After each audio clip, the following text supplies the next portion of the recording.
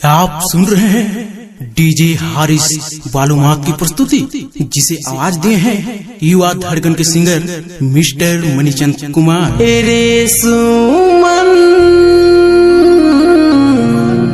दिल से निकल गेले, दिल से निकल गेले।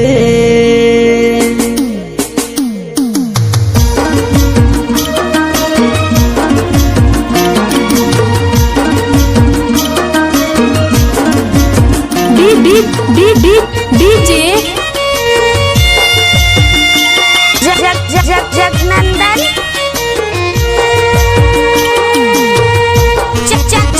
चंदवा।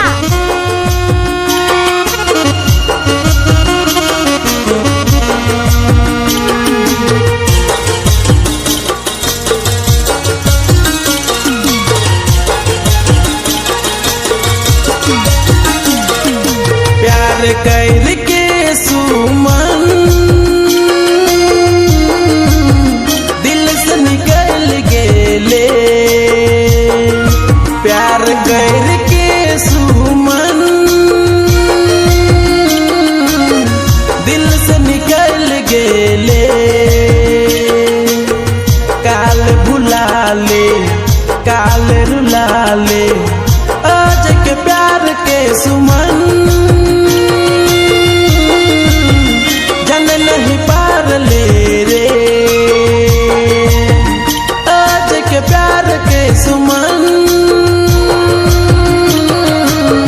बुझे नहीं पार ले रे। प्यार कर के सुमन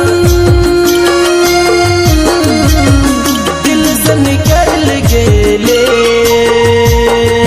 प्यार कर के सुमन दिल से निकल गेले।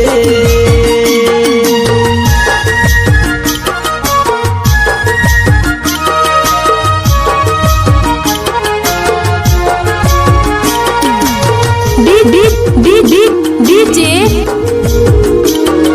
जगनंदन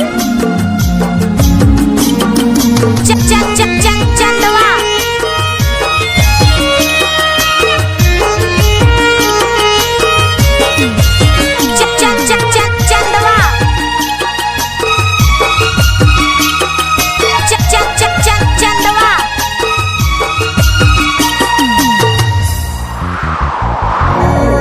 गुटी गुटी जियो ना, हाड़ी दारू पियो ना। गुटी गुटी जियो ना, हाड़ी दारू पियो ना। तोरे प्यार में सुमन, तोरे इश्क में सनम, तोरे प्यार में सुमन, तोरे इश्क में सनम। काल भुला ले, काल रुला ले, आज के प्यार के सुमन जाने नहीं पार ले रे। आज के प्यार के सुमन बुझे नहीं पार ले रे।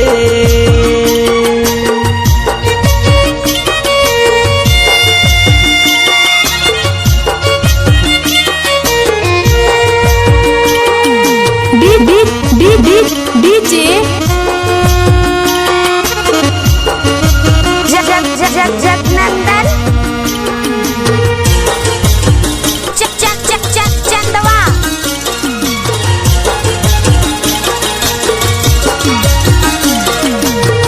भंडरा कसपुर आले गेले रे, 6-7 महीना मुर्स बिताले रे। तोरे याद में सुमन मैं तो रहूं ना रे बेचैन। तोरे याद में सुमन मैं तो रहूं ना रे बेचैन। काल भुला ले, काल रुला ले, आज के प्यार के सुमन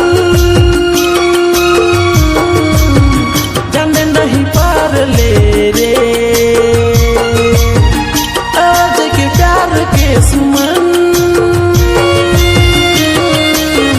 बुझे नहीं पार ले रे।